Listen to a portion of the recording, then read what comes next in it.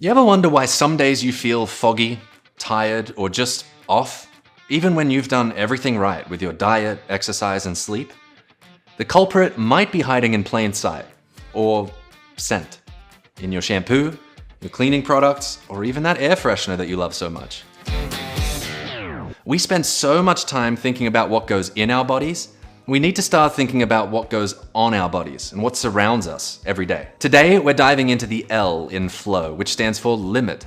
Specifically, how to limit the environmental toxins that might be sabotaging your health without you even knowing it. Here's something most people don't realize. Your skin, your largest organ, absorbs about 60% of what you put on it. Sunscreen, moisturizer, deodorant, these things don't just go on your skin.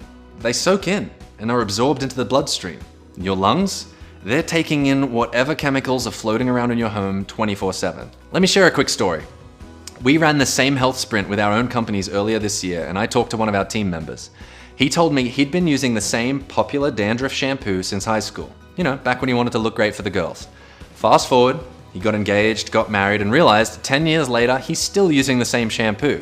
During our program, he scanned it with this app called Yuka, which rates products based on their health impact. It came back with a red warning. Hazardous chemicals banned in several countries, ingredients that could literally kill coral if they were put into the water. He immediately stopped using it and found an organic alternative that worked just as well. But this is about recognizing that what surrounds us affects us, even if we can't see it. Sometimes more profoundly than we realize. That lemony fresh scent in your favorite cleaning spray, it might come from a chemical called limonene, which can react with the air to create formaldehyde, a known carcinogen.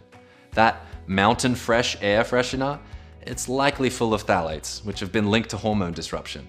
Now, I don't want you to panic. I'm not trying to fear monger, and I'm not saying you need to overhaul your entire life overnight and throw everything out of your cabinets. But I do want you to start becoming aware, to start making small changes that can add up to a big difference in your toxic load. So let's talk about some practical ways to limit the toxins in your environment, because there are some really easy steps that you can take. First, start with personal care products. These are the things that go directly on your skin, so they're a high priority. Look for products with simpler, plant-based ingredients. A good rule of thumb is if you can't pronounce most of the ingredients, you might want to find an alternative. Second, rethink your cleaning products. Vinegar, baking soda, and Castile soap can clean most things in your home plenty fine without introducing harsh chemicals. For tougher jobs, look for eco-friendly alternatives with plant-derived ingredients. Branch Basics is a great choice for surfaces, and Molly Suds make a great, clean laundry powder. Third, think about your air quality. Indoor air pollution can actually be worse than outdoor air, especially if you're not venting your whole house properly.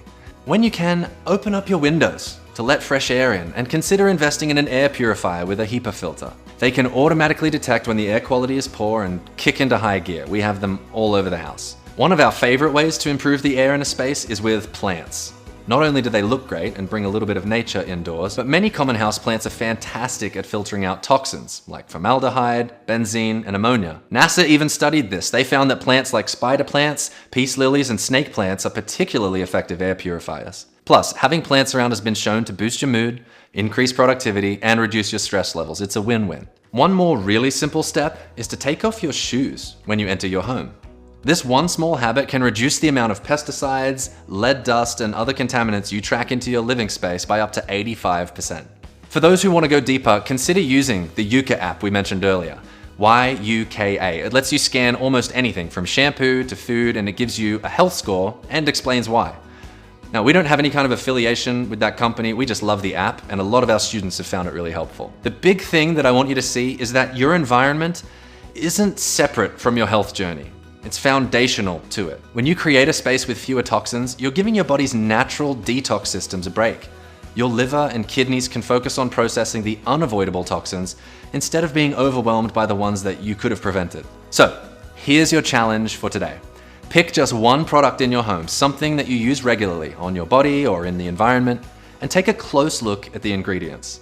If you can't pronounce most of them, or if you find known toxins like parabens, phthalates, or synthetic fragrances, find a healthier alternative. Start small. Maybe it's switching to a natural deodorant or replacing that conventional air freshener with essential oils. But each change you make reduces your toxic load and supports your body in building true health from the inside out. So, what change are you going to make? What products have you found that you love? Let us know in the comments below. Your example might inspire someone else to make a change too. Let's create environments that support our health and work with our bodies, not work against them.